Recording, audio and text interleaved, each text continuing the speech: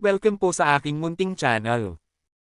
Huwag din po ninyo sanang kalimutan na mag-like at mag-subscribe, pakihit na rin po ang notification bell para ma-update po kayo tuwing nag-a-upload ako ng video. Maraming salamat po. Ang lihim na kahalili. Kabanata 71 hanggang 75. At George YouTube channel. Kabanata 71. Ipinagpatuloy ni Jason ang paglalaro ng footage at nangyari ang lahat ng eksakto tulad ng sinabi ni David. Tumingin siya kay Albert. Gusto mo bang i-play ko rin ang ibang camera footage, sir? Hindi na kailangan. Nakakita na tayo ng sapat na ebidensya, hindi ba? Napatingin si Albert sa pamilya Perez na puno ng hiya ang mukha. Patrick Perez, sinubukan ng iyong anak na linlanggan ang lahat sa atin, kaya natural lang na lahat tayo ay iwanan siya, hindi ba? Ano ka ba? Nanlaki ang mata ni Ana. Hindi niya gusto kung saan ito pupunta. Bibigyan kita ng dalawang pagpipilian, mahinahong sinabi ni Albert. Kung gusto mo pa ring makasama ang iyong anak pagkatapos ng lahat ng ito, sigurado, hindi kita pipigilan, ngunit dadalhin ko ang iyong buong pamilya sa mga lansangan. Nanlaki ang mata ni Patrick. Ano ang ibang pagpipilian? Gawin mong si Aubrey Perez na lang si Aubrey. Sabi ni Albert at hindi ko naguguluhin ang pamilya Perez. Ito ay katawa-tawa. Nagtaas ng boses si Bea. Gusto mong putulin natin lahat ng relasyon sa kanya. Anong klaseng biro ito? Hindi mo na kailangan, pero bilang kapalit, ikaw at ang iyong pamilya ay mapupunta sa kalye, pinatalas ni Albert ang kanyang tingin. Hindi ko na uulitin, kaya magpasya ka bago ka umalis sa bahay na ito. Kung siya ang may kasalanan, bakit mo kami dinadala sa equation? Tanong ulit ni Bea. Dahil siya ang nagpalaki sa inyong tatlo, sabi ni Albert at hindi na nagsalita si Bea. Pagkatapos ay lumabas si Albert at sinundan siya ng pamilya Jackson palabas. Mukhang naaliw si David na napatunayang inosente siya, ngunit halos hindi na niya pinigilan ang pagtawa ni Claire. Umupo si Albert sa sopa sa sala at sinabihan ang pamilya Jackson na maupo sa katapat na sopa. Ipinatong niya ang isa niyang paa sa ibabaw ng isa pa. Ang paglalagay ng mga kamera nang hindi mo nalalaman ay hindi maganda sa akin. Alam ko, sabi ni Albert, ngunit hindi ko ito inilagay sa alinman sa iyong mga silid tulugan o banyo, maliban kay David. Dahil ginawa ko iyon, nahuli namin ang sinungaling na iyon. Ayos lang po, sabi ni Roland. May karapatan kang gawin iyon pagkatapos ng nangyari. May karapatan kang pagdudahan kaming lahat, isinasaalang-alang kung ano ang nakataya. Buti na lang ganito mo ako naiintindihan. Lumipas ang ilang segundong katahimikan. Nais magtanong ni Roland tungkol sa kasal, ngunit hindi niya magawang tanungin si Albert tungkol dito. Kung tungkol sa kasal, ito ay magaganap ayon sa plano namin. Sa loob ng 3 araw, sabi ni Albert na nagpatingkad sa mga mukha ni na Roland at Claudia. Gayunpaman, ang focus ni Albert ay hindi sa mga magulang kundi kay David na mukhang hindi masyadong masaya. May bumabagabag ba sa iyo, David? Medyo mahinang tanong ni Albert. Hindi, sir, nagmamadaling sabi ni David. Kaya lang. Hindi ko alam kung paano iisipin ni Ms. Sarah ang lahat ng ito. Maniniwala ba talaga siya na inosente ako? Hindi naman niya nakitang pinunit mo ang damit ni Aubrey, di ba? Kumpiyansa na umiling si David.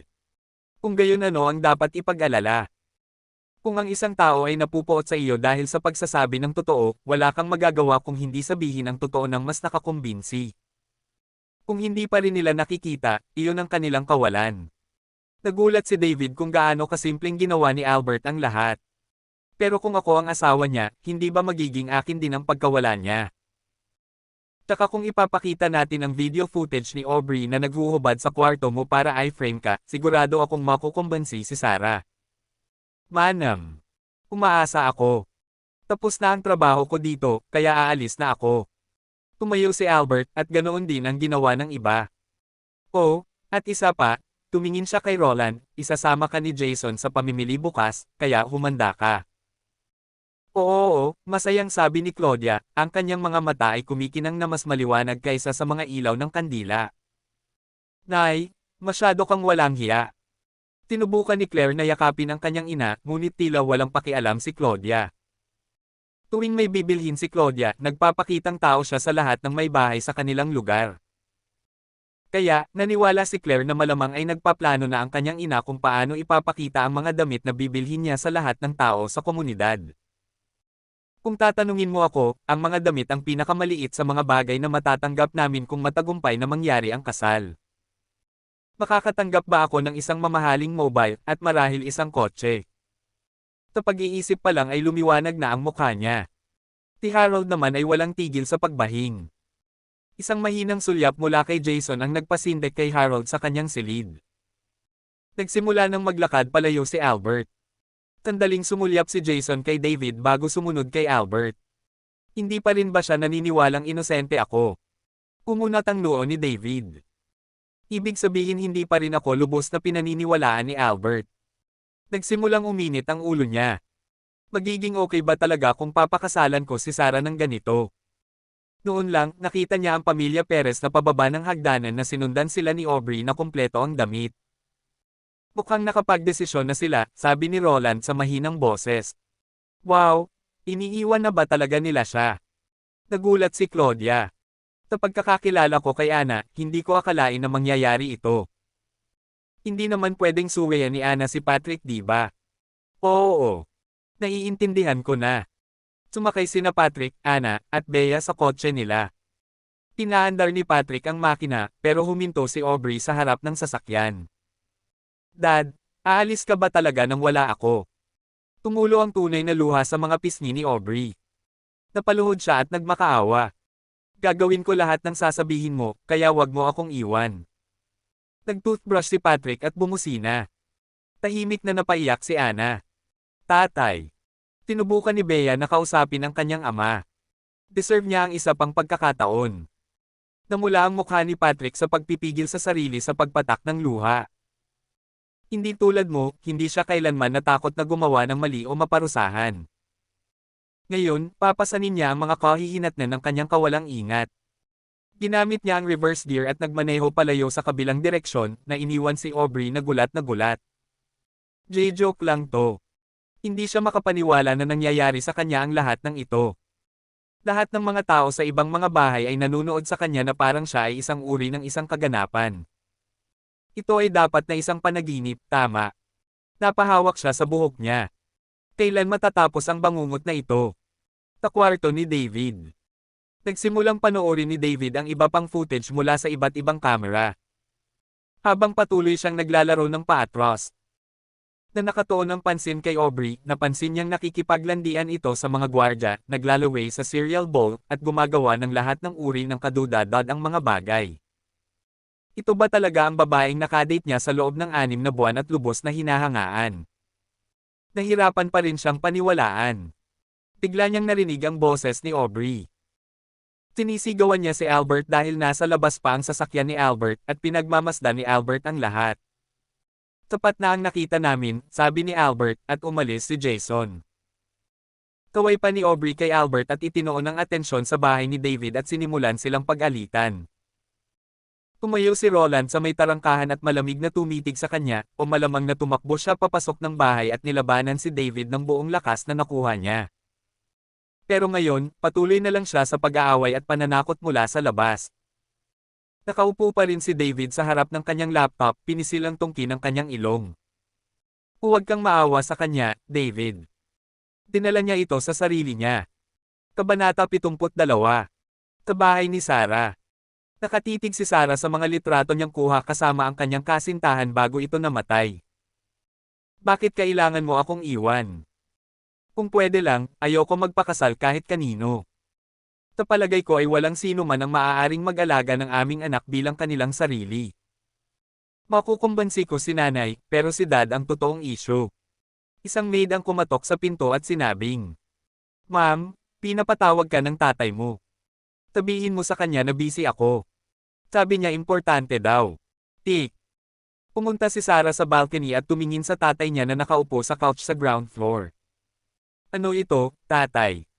Nakahanap ka na ba ng ibang nobyo, marahil? Since pwede kang maging sarcastic, mas maganda ang mood mo kaysa sa inaasahan ko, hindi man lang siya tinitingnan ni Albert. Bakit hindi ka lumapit at umupo sa tabi ko?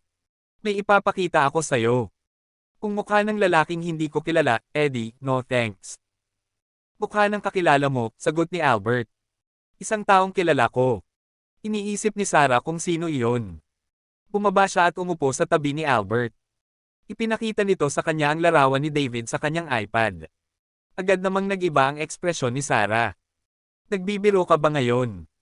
Alam mo namang hindi ako magbibiro sa mga seryosong bagay, tinabi ni Albert ang tab. Sa 3 araw, ang kasal ay magaganap ayon sa naka-schedule. Alam kong nakapili ka na ng damit pangkasal noon pa, pero spoiled yun ng aso, di ba? Kaya, dapat kang mamili bukas. Umulo ang dugo ni Sarah. Kaya, ang mga resulta ng DNA ay lumabas, at siya ay inosente. Yun ba? Oo. Ano pa ba ang gusto mo? Narinig kong nakagloves siya, dagdag pa ni Sarah na sumisingit sa ngipin. Ano naman yon? Paano makikita ang kanyang mga fingerprint sa mga resulta kung nakasuot siya ng guwantes?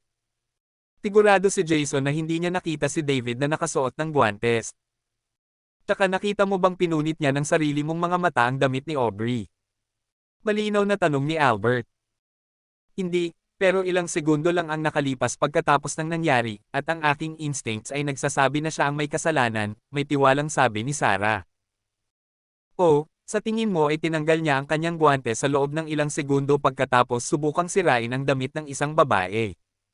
Tanong ni Albert. Mayroon bang anumang praktikal na kahulugan? Ang isang lalaki ay dapat na talagang galit o lingga para sa kanya upang mapunit ang damit ng isang babae. At sa palagay mo ang gayong lalaki na dala ng mga emosyon o sungay ay mag-aabala upang mabilis na itago ang kanyang mga guwantes. Umunat ang noo ni Sarah. Ang mga lalaki o babae, kapag sila ay nasa init ng kanilang mga damdamin, ay gumagawa ng mga kalokohang pagkakamali, dagdag ni Albert. Tulad ng kung paano mo nabuntis ang iyong sarili bago ang kasal. Lalong lumalim ang pagkunot ng noo ni Sarah. Hindi ko sinasabing magpakasal ka sa taong nagtangkang mang-rape ng babae, sabi ni Albert. Tinasabi ko sa iyo na pakasalan mo ang isang taong nag-aalaga sa kanyang may sakit na ina. Isang taong walang masamang ugali.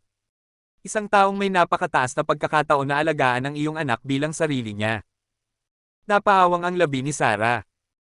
Parang hindi ko na kailangan pang magsalita, kinuha ni Albert ang isang business magazine. Pwede ka nang pumunta sa kwarto mo at magpahinga. Umupo si Sarah doon ng 1 minuto at pagkatapos ay tahimik na umalis sa kanyang silid.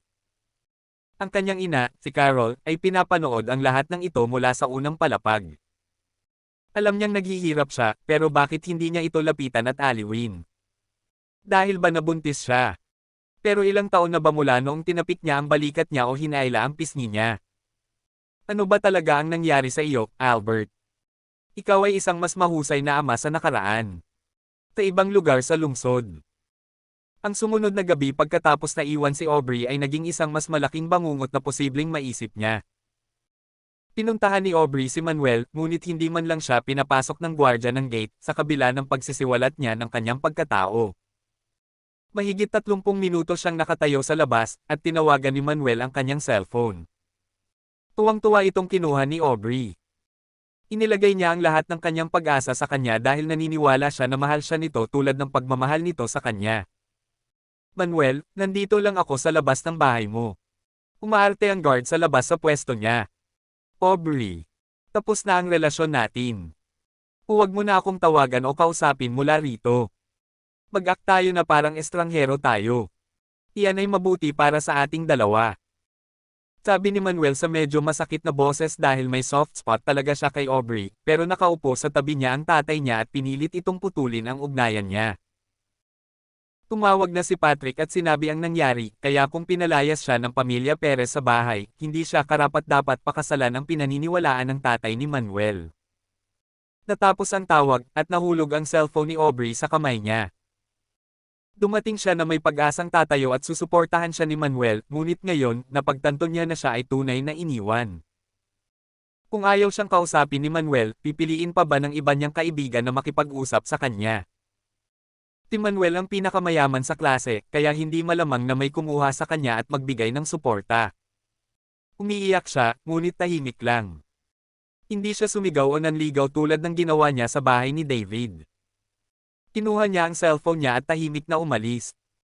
Hindi niya alam kung gaano siya katagal sa paglalakad, ngunit kalaunan ay napagod siya at naupo sa isang bench.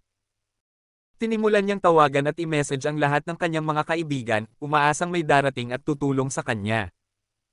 Ngayon, walang nagpakita ng pagpayag. Nagpadala pa siya ng mensahe kay Bart, ngunit walang reply. Para bang hindi pa sapat ang lahat ng nangyari, kumakilam na ang kanyang tiyan na hindi kailanman nangyari. Hindi siya kumakain sa halos 48 oras, kaya mas nagugutom siya kaysa dati. Gayunpaman, wala siyang ganang kumain. Lalong nagdilim ang mga mata niya. May dumaan na grupo ng 4 na binata. Kasama nila si Paul, nakita niya si Aubrey at bumulong, "Hoy, tumingin ka nga dyan." Matapos makitang nag-iisa siya, tinakpan nila ang kanilang mga mukha ng mga maskara at direktang lumapit sa kanya dahil walang ibang tao sa kalye sa oras na iyon. Nakatayo sa harap niya, nagtanong si Paul sa isang nagbabantang boses. "Ibigay ang iyong mobile, o kukunin din namin ang iyong damit." Nanginginig si Aubrey at binigay ang kanyang cellphone. Nakabutihang palad, umalis ang 4 na lalaki nang hindi humihingi ng higit pa sa kanya. Gayunpaman, natagpuan niya ang kanyang sarili na umalis sa lugar na iyon, tahimik na umiiyak. Kasabay nito, ang mga kaibigan ni Paul ay patuloy na nagtatanong sa kanya, "Oy, madali siyang natakot. Hindi ba pwedeng nakawin din natin ang pitaka niya?" "Hindi, kaklase siya ng kapatid ko." "Ano? Nagnanakaw ka sa kaklase ng ate mo? Ang galing mo talaga bro. Isa kang inspirasyon." "Kinukuha ko pa rin ang 50% ng makukuha natin sa pagbebenta ng mobile na ito." "Oo naman. Oo nga pala, narinig ko ang sinabi ng isa sa mga lalaki sa kasino na nagnakaw sila ng mga bagay mula sa iyong kapatid. Alam mo ba ang tungkol dyan?" Nagulat at nagalit din si Paul. "Seryoso ka? Tinong bastard ang naglakas loob na magnakaw sa kapatid ko?" "Hindi ko alam, pero kung mag-iimbestiga tayo, malalaman natin. Punta tayo sa kasino. Ngayon na." Kung sino man ang mga punk na iyon, karapat-dapat sila ng isang deck ng mga barahan na mag-drill up sa kanilang mapahamak na upuan. Kabanata 73. Sa parehong gabi, sa bahay ni Emma. Pagod na pagod si Emma pagkatapos ng trabaho. Wala man lang siyang lakas magluto. Bakit wala pa siya? Tatawagan sana niya si Paul, ngunit wala itong dalang cellphone. Noong huling beses na dinalhan siya nito ng segunda manong mobile, ibinente niya ito at ginamit ang pera para bumili ng mga tiket sa lottery, isang pagsisikap na nabigo ng husto. Pagkatapos ay tinawagan ni Emma si Cindy at tinanong siya tungkol sa reaksyon ng kanyang magulang tungkol sa bagong pagpipinta na kanyang ginawa. Hindi man lang nagsalita si Cindy dahil isa sa mga anak ng kapitbahay ang nagsabi sa kanyang ama ng lahat ng nangyari. Halata namang may sama ng loob sila kay Cindy dahil tumanggi itong makipag-date dito. "Kalimutan mo na ako, pero sabihin mo sa akin kung kumusta ang araw mo sa trabaho," tanong ni Cindy. Intriga. Talagang hinangad niya na balang araw ay makapagtrabaho rin siya sa isang kumpanyang malaki ang sweldo, kaya gusto niyang malaman ang lahat ng dapat malaman tungkol dito. Paano ka tinatrato ng iyong amo? Ang pagiging isang personal assistant ba ay mas nakakapagod kaysa sa iyong inaakala? Ang trabahong ito ay talagang hinihingi. Walang tigil sa pagsasalita si Emma. Kailangan kong matutunan ang maraming pangalan ng mga tao at ang kanilang mga propesyon ngayon. Ipinarehistro ako ng aking amo para sa ilang mga online na klase sa komunikasyon. Ang magandang bagay ay maaari akong pumili ng oras ng mga klase kung kailan ko gusto dahil ang mga nagtuturo ay nagtatrabaho din sa ilalim ni Mr. George kahit na sa ibang kumpanya. Astig yan. I-record mo ba ang session at ipapadala ito sa akin? Sa tingin ko, marami akong matututunan dito, sabi ni Cindy, pinaikot-ikot ang buhok gamit ang hintuturo. Nakapijama siya. Alam mo na ang aking mobile ay isang lumang modelo, kaya hindi ako sigurado kung ito ay magre-record ng maayos o hindi, ngunit tiyak na susubukan ko. Dapat mo. Magagalit ako, kung hindi. Haha, sige. Anyway, kumusta ang boss mo? Medyo ginulo ni Cindy ang buhok niya. Nalaglag ang isang buhok niya, at nabigla siya. Tumigil siya sa paghawak sa buhok niya pagkatapos. Nakakalungkot lang na matanda na siya, pero hindi ka naman niya ginugulo o ano, di ba? Hindi, mahaba ang pasensya niya kapag sinusubukan niyang turuan ako ng mga bagay-bagay, paliwanag ni Emma, ngunit madali siyang magalit kapag nagugulo ako. Tinabi ko sa kanya ang tungkol sa suit na nirerentahan, at sinabi niya na dadalhin niya ako sa isang magandang tindahan bukas. Napakurap si Cindy. Ah, tumanggi ka di ba? Bakit ako tatanggi? Ang tanga mo. Anong uri ng boss ang kukuha ng kanyang personal assistant para sa pamimili sa kanilang ikalawang araw? Malinaw na sinusubukan niya, alam mo, na mahok ka. Hindi, Cindy, mabilis na tanggi ni Emma. Parang hindi naman. Ibig kong sabihin, bibili ako gamit ang sarili kong pera. Matatanggal ito sa sahod ko. Taka bakit siya sasama sa'yo ha? Hindi ba siya nakaranas ng mga suit? Nakaranas na bumili ng pambabae suit? Huwag mo akong biruin. Siguradong hinahabol niya ang nasa ilalim ng suit na iyon. Hinahabol niya ang katawan mo. Bahagyang nanlaki ang mga mata ni Emma. Pero parang hindi siya ganong klaseng lalaki. Ibig sabihin lang, ganoon na siya kalaki ng expert sa paghawak ng mga babae. Hindi ko sinasabing umalis ka sa trabaho, pero dapat talaga mag-ingat ka sa mga ganitong klaseng lalaki. Tinitingnan nila ang kanilang mga personal assistant bilang walang iba kundi mga tool sa pagpalipis ng oras. Kung masyado akong nagsasalita, gagawin kitang mag-alala ng hindi kinakailangan, kaya titigil na ako dito. Magandang gabi. Ingat. Ikaw rin. Natapos ang tawag. Huminga ng malalim si Emma. Sana hindi si Mr. George ang iniisip ni Cindy. Kasing edad niya ang lolo ko kung meron ako. Tiyak, hindi niya ako iniisip, hindi ba? Ayokong umalis sa trabahong ito. Sa bahay ni David. Tinawag ni Claudia si David sa kanyang silid at nagsimulang magtanong sa kanya tungkol sa vibrator. Ano ito, ha? Nakita ko ang footage, kaya huwag subukang pagtakpan ito. Hindi dala ni Aubrey itong vibrator. Nasa iyong mga kamay ito nang pumasok ka sa silid. Napahawang ang labi ni David. Alam mo ba kung gaano kataas ang tingin sa iyo ng iyong ama? Tanong ni Claudia, nababaliw na nakasimangot. Oo. Binubugbog ka niya kapag sumasalungat ka sa kanyang mga salita, ngunit mahal ka rin niya at nagmamalasakit sa iyo, ngunit narito ka, bumibili ng ilang dildo para sa iyong sarili. Ano? Hindi nagustuhan ni David kung saan ito pupunta. Ipinatong ni Claudia ang kanyang kamay sa kanyang balikat. Makinig kang mabuti, David. Kahit na gusto mong ilagay ang mga bagay na ito sa mga awkward na lugar, dapat mong ihinto ang paggawa ng mga ganitong bagay. Malapit na kayong magpakasal.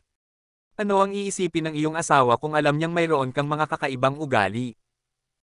Mula sa aking karanasan, sinasabi ko sa iyo, mawawala ng respeto ang mga babae sa mga lalaking may ganitong mga murang adiksayon. Kapag nawala na ang paggalang na iyon, maaaring hindi mo na ito maibalik. Hindi alam kung paano ipapaliwanag sa kanya na natiling nakayuko si David. At saka, ano ang iisipin ni Claire at Harold kapag nahanap nila ito sa kwarto mo? Tanong ni Claudia. Ay pangako mo sa akin na hindi ka nabibili ng ganito. Ipinapangako ko, sabi ni David na nakayuko pa rin ang ulo. Sabi mo habang nakatingin sa akin. Og. Inangat ni David ang ulo niya at tumingin sa kanya. Ipinapangako ko. Mabuti. Ngayon, matulog ka na at magpahinga ng mabuti. Mamimili tayo bukas, kaya dapat maganda ang hitsura mo sa salamin. Lumagpas siya sa kanya, at itatapon ko ito. Kung bibili ka ng isa, itatapon ko rin yan. Kinuha niya ang dildo at lumabas ng kwarto. Umupo si David sa sahig sa tabi ng kanyang kama, nakaramdam ng kakaibang pathetic sa hindi malamang dahilan. Bakit niya naisip na binili ko? Karaniwan bang bumibili ng dildo ang mga lalaki o ano? Iniisip pa lang siya ay nasusuka na siya. Hindi, huwag na nating isipin pa. Humiga siya sa kama at nagtaka. Tawagan ko ba si Sarah? Ayokong istorbohin siya kung natutulog siya, pero gusto ko siyang makausap ngayon kung maaari. Pagkaraan ng ilang sandali ay nag-alinlangan, tinawagan niya ang kanyang numero. Tumunog ito, ngunit hindi siya sumasagot. Lamambat ang dibdib ni David. Medyo inaasahan ko na ito. Siguro, kung pupunta siya sa amin para mamili bukas, mas maipapaliwanag ko ang sarili ko. Sa pag-asa para sa isang mas mahusay na bukas, natapos si David sa pagdose sa sahig. Kabanata 74. Nanay, kape? Bumulong si Aubrey sa kanyang pagtulog, ngunit pagkatapos ay ginising siya ng mga ingay ng trapiko para lang mapansin niya na natutulog siya sa tabing kalsada. Ang walang patawad na lamig sa labas ay kumagat sa kanyang balat pati na rin sa kanyang puso, at natagpuan niya ang kanyang sarili na nanginginig sa loob at labas. Bawat hininga ay naglalabas ng maraming fog sa kanyang bibig. Bawat lumilipis na pag-iisip ay nagpapabigat sa kanyang puso. Bumangon siya sa bench at sumirit sa sakit dahil masakit ang paa niya. May mga bitik ang kanyang takong ngayon. Umupo siya at napayuko. Kailan ang huling beses na nagkaroon siya ng mga bitik sa kanyang mga paa? Marahil, hindi kailanman. Dahil ilang oras siyang naglakad noong nakaraang gabi, ang stress ay malamang na humantong sa mga bitik na ito, naisip niya. Binasahin niya ang kanyang mga paa na may malungkot at galit na ekspresyon. Ano bang nagawa ko? Karapat-dapat ito. Napatingin sa kanya ang isang pulubi na dumaan. Siya ay tila 17 taong gulang pero nanatili siyang nakatitig sa kanya. Ano? Tinggal ni Aubrey sa kanya. May dumi ba sa mukha ko? Nakita kitang natutulog dito kagabi. Hindi ligtas na matulog sa labas, iminungkahi niya. At least, mana ko ang mga gamit mo. At the worst, baka makidnap ka. Nayanig ang puso ni Aubrey, kay kidnap. Oo. Nakita ko na ang nangyari noon. Bahagya ko ring naiwasan ang bala. Gaano ka nakatagal naninirahan sa lansangan? Sa loob ng 1 taon. Oh, matagal na. Hindi naman. May mga taong nabubuhay ng walang bubong sa loob ng ilang dekada. Umunat ang noo ni Aubrey. Halika, umupo ka dito. Mag-usap tayo. Pupunta ako sa pulubing lugar. Ito ang panahon kung kailan dadaan ang mga may hawak ng trabaho. Masasabi kong bago ka dito, ngunit kailangan mo lang bantayan ang iyong mga nakatatanda at matuto. See you later. Pagkaalis ng batang pulubi ay kakaiba ang naramdaman ni Aubrey. Mas bata siya sa akin, at kailangan kong matuto mula sa kanya. Umiling siya. Hindi ako magmamakaawa. Hinding-hindi mangyayari yon. May degree ako. Hindi rin ako mahinang estudyante. Kung susubukan ko, siguradong makakakuha ako ng disenteng trabaho. Hanggang doon na lang dapat ako maghanap ng part-time job. Sa mukha ko, hindi dapat mahirap makakuha ng trabaho.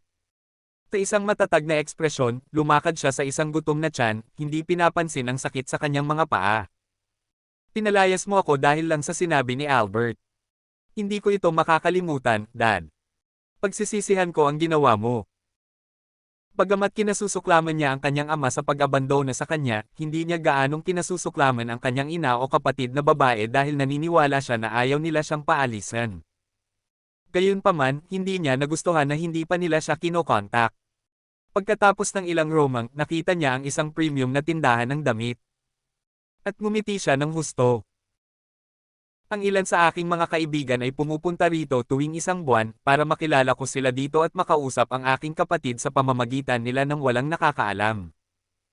Kung isasaalang-alang ang kalidad ng kumpanya, dapat nilang bayaran ang mga manggagawa ng malaki. Hindi ako ipapahiya ng mga kaibigan ko sa pagtatrabaho dito.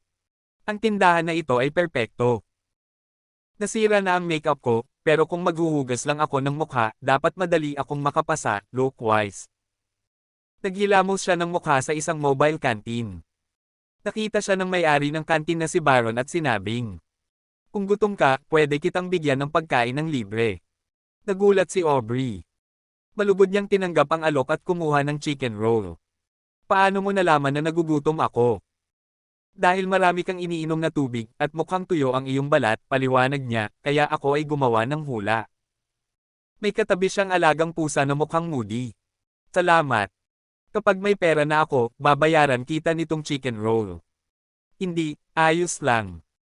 Pagkatapos ng isang roll, nag-aalangan na tanong ni Aubrey, pwede bang isa pa? Umungol ang alagang pusa, ngunit pinilipit ni Baron ang tenga ng pusa. Kumaway ang pusa, at tumawa si Baron. Oo naman, maaari kang magkaroon ng isa pa. Maraming salamat. Kumuha ng isa pang roll si Aubrey at umalis. First time kong makakita ng ganito kagandang babae na gutom, bulong ni Baron. Well, mayroon ding mga modelo ng fashion, ngunit iyon ay ibang kwento. Tinapos ni Aubrey ang pangalawang chicken roll at pumasok sa tindahan ng mga damit. Lumapit sa kanya ang isang babaeng sales associate at magalang na nagtanong. Mangyaring pumunta dito, ma'am. Ipapakita ko sa iyo ang mga usong disenyo na inilabas ng mga modelo tulad ni Bianca at Arlene. Napakamot ng pisngi si Aubrey. Actually, pumunta ako dito para sa trabaho. Maaari ko bang makilala ang manager? Wala ang manager, mabilis na nagbago ang ekspresyon ng trabahador. At hindi ka basta-bastang susulpot sa tindahan at humingi ng trabaho. Kung mayroon kaming anumang mga bakante, ipapakita namin ito sa aming website o hindi bababa sa i-post ito sa mga dingding sa labas. Kumunat ang noo ni Aubrey at nagsimulang maglakad palayo. Aubrey, ikaw ba yan? Isang lalaking nakasut ang nagmamadaling pumunta sa lugar. Matangkad siya at mataba at may lollipop sa bibig. Philip. Nagulat si Aubrey. Anong ginagawa mo dito? Ako ang manager nitong tindahan. Buong pagmamalaking sabi ni Philip, inayos ang kanyang suit at bahagyang hinaila ang kanyang tiyan para maging maganda. Mangyaring hayaan mo akong ipakita sa iyo sa paligid. Manager, naghahanap siya ng trabaho, mabilis na paliwanag ng babaeng manggagawa. Pinalis ni Philip ang kanyang mga salita. Baka nagkamali ka nang narinig sa kanya. Mayaman ang kanyang ama, at nakatanggap siya ng magandang edukasyon. Bakit niya gustong magtrabaho dito? Actually, hindi makatingin si Aubrey sa mga mata ni Philip habang nagsasalita. Pumunta ako dito para sa trabaho. Noong nakaraan, inanyayahan siya ni Philip, at siya ay tumanggi dahil siya ay palaging mataba, at siya ay may dalang lollipop sa lahat ng oras. Kung may kukuha ng lollipop, sinisipsip niya ang kanyang hinlalaki. Dahil mayroon siyang ganitong ugali, ang kanyang kanang hinlalaki ay mukhang namamaga at hindi katimbang kumpara sa kanyang iba pang mga daliri. Si Aubrey at ang kanyang mga kaibigan ay natawa at nanunuya kay Philip dahil dito at sa iba pang dahilan. At hindi niya inaasahan na hihingi siya sa ganoong lalaki na bigyan siya ng trabaho. Papayag ba siya na ibigay sa kanya ang trabaho? Paano kung nasa isip niya ang nakaraan? Dati double chin siya, pero triple chin na siya ngayon. Ganoon ba? Nag-isip sandali si Philip at sinabing, sige. Nakuha mo na ang trabaho. Di talaga. Tuwang-tuwa si Aubrey na hindi niya alam ang sasabihin. Walang magandang pisikal na katangian si Philip para makapagbigay siya ng mabilis na papuri. Oo, ngunit mananatili kaming bukas mula 9 AM hanggang 9 PM, at kailangan mong dumating ng 30 minuto ng maaga at umalis ng 30 minutong huli, paliwanag ni Philip. Ayos ka lang ba niyan? Oo naman, mabilis na sagot ni Aubrey. Naghahanap lang siya ng part-time job, pero hindi niya inaasahan na bibigyan siya ni Philip ng full-time na trabaho.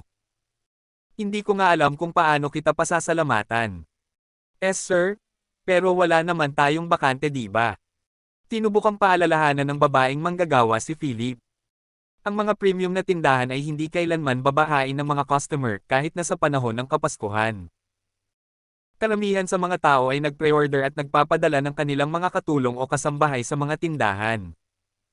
Tanging ang mga talagang gustong mamili para sa kanilang sarili ang bibisita sa tindahan. Kaya, hindi na kailangan ng pagkuha ng ibang manggagawa kapag walang demand. Kung kukuha tayo sa kanya, hindi ba tayo ma-overstaff? Hindi, dahil tinanggal ka, walang pakialam na sabi ni Philip. Sumabog ang puso ng babaeng manggagawa.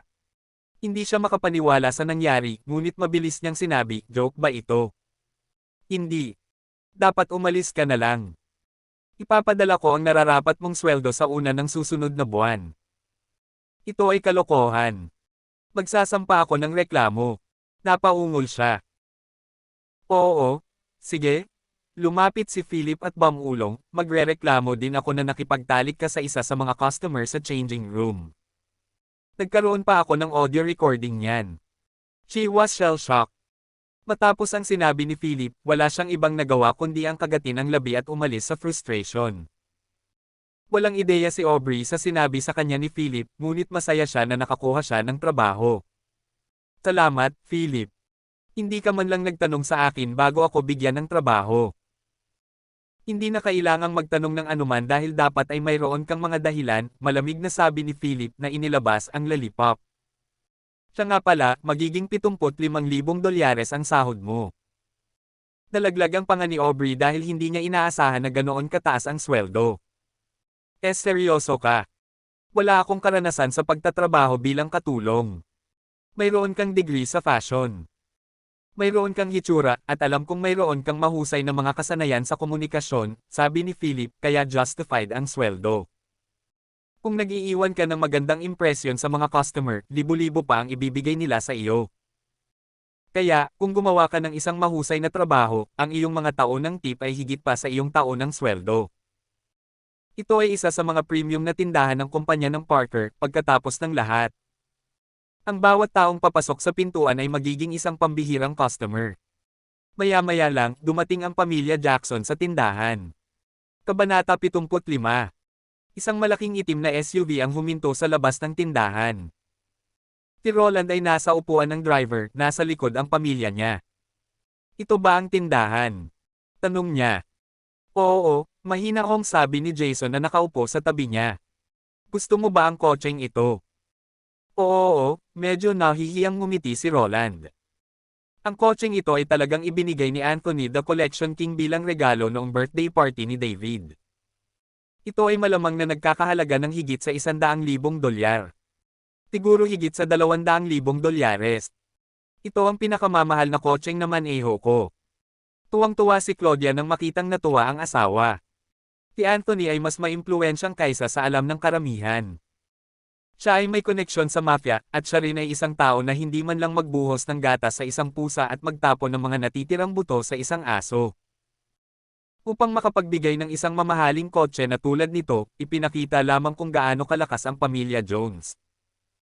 Tumingin si Claudia kay David na inihanda niya sa pamamagitan ng paggupit ng buhok at paglalagay ng make-up. Nakarating na kami sa tindahan, David. Nakilala ni David ang tindahan. Ito rin ang tindahang dinalhan sa kanya ni Sarah ilang araw na ang nakalipas. Hindi ba tayo pwedeng pumunta sa ibang tindahan? Ito ay isang premium na tindahan, sabi ni Jason. Ang pinakabagong mga modelo ng mga nangungunang designer pati na rin ang mga lumang trend ay makikita lahat dito. Bagamat maaaring hindi ka interesado sa lahat ng iyon, kailangan mo pa ring panatilihin ang iyong hitsura sa kasal. Kung ang lalaking ikakasal ay mukhang hindi perpekto, ito ay isang insulto sa pamilya Jones. Mas mababa kaysa perpekto, ha? Ungol ni David sa kanyang paghinga. Wala naman akong trabaho, kaya paano ko ipapaliwanag ang sarili ko sa mga bisita sa kasal? Buti na lang at wala akong nakausap na bisita noong birthday party, pero sigurado akong hindi magiging pareho ang kasal. Hindi niya maiwasang makaramdam ng pagkabalisa. Si Tito Jason, ikinagulat ni Claire ang kanyang ina, maaari rin ba tayong pumili ng mamahaling damit, o kapatid ko lang ang makakagawa niyan? Habang nag-iisip sina Roland at Claudia tungkol sa parehong bagay, ang pagtawag kay Jason na tiyuhin ay hindi nila naisip. Si Jason, sa kabila ng kanyang nakakatakot na anyo, ay nasa early 30s pa lamang. Kahit kasing bata pa niya si Claire, magiging okay pa rin ba siya sa tawag na tito? Walang sinabi sa akin si Sir Albert, pero si Madam Carol, mahina akong sagot ni Jason. Siyempre, may restriction, ha? Medyo nadismaya si Claire. Maliban kay Young Master David, ang iba sa inyo ay pinapayagang gumastos ng hanggang $1,000,000 bawat isa, dagdag ni Jason.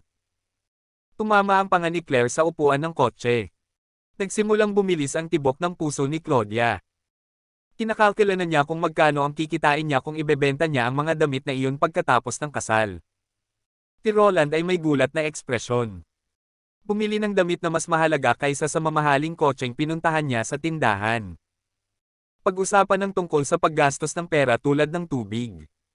Ang pamilyang Jones ay talagang lumalampas sa mga inaasahan sa bawat pagkakataon.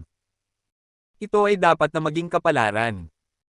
Hindi niya pinangarap na makapasok sa ganitong uri ng isang premium na tindahan ng damit sa pangkalahatan, ngunit ngayon, iba na ang mga bagay.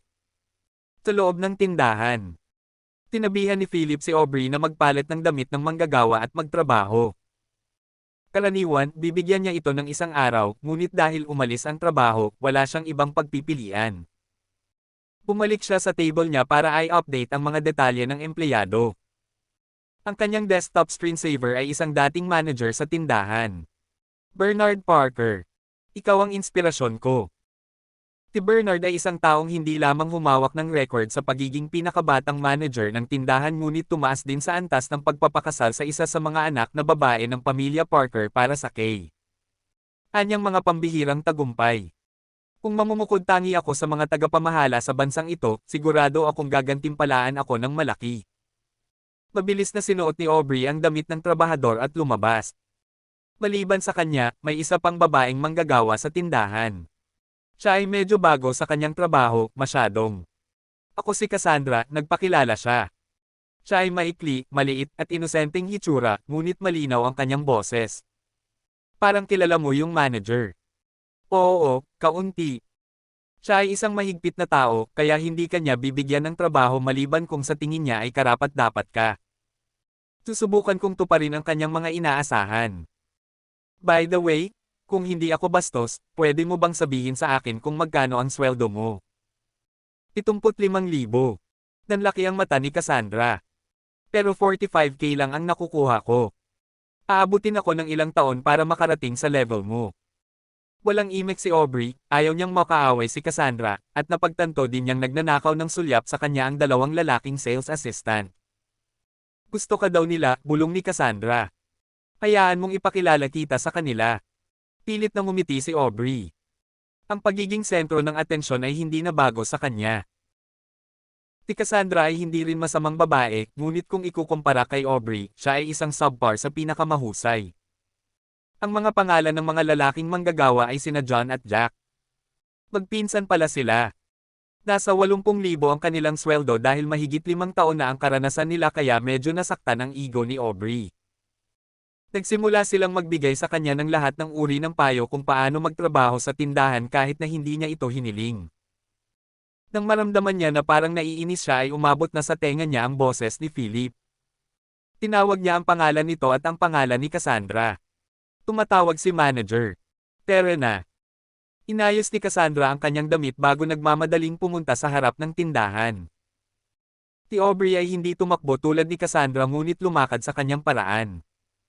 Bakit siya tumatakbo? Para magmukhang tanga. At mukhang desperado. Hindi ko naman ginagawa yon. Manem. Bigla niyang nakita ang mga customer na kakapasok lang sa tindahan, at agad na namutla ang mukha niya nang makita sina Roland at Claudia. Nasa likuran nila sina David, Claire, at Harold. Isang saglit. Hindi niya mapagkakatiwalaan ang sarili niyang mga mata nang makita niya si David dahil mas gwapo ito kaysa dati sa bago niyang gupit at make-up. Bago niya namalayan, natagpuan niya ang kanyang sarili na nagtatago sa likod ng isang rack ng mga suit. Bakit sila nandito? Hindi pa ba sapat na sinira na nila ang buhay ko? Pumunta ba sila dito para ipahiya ko at guluhin pa ang buhay ko? At ang pag-iisip na makita nila siya sa damit ng isang manggagawa ay hindi rin maganda sa kanya. Aubrey. Tinawag siya ni Philip. Shit. Nagsimulang bumilis ang tibok ng puso ni Aubrey. Tumatawag siya. Baka gusto niyang ipakita ko sa kanila. Nagsimulang manginig ang mga braso niya habang ini-imagine niyang pinagtatawanan siya ni Claudia at Claire para saan. Hindi. Hindi ko kaya. Aubrey. Itinaas ni Philip ang kanyang boses sa pagkakataong ito. F*** ito. Huminga ng malalim si Aubrey at lumabas. Hindi ako mawalan ng trabaho dahil sa ganito. Abangan ang susunod na kabanata. Please like and subscribe my channel. Maraming salamat po sa inyong pakikinig.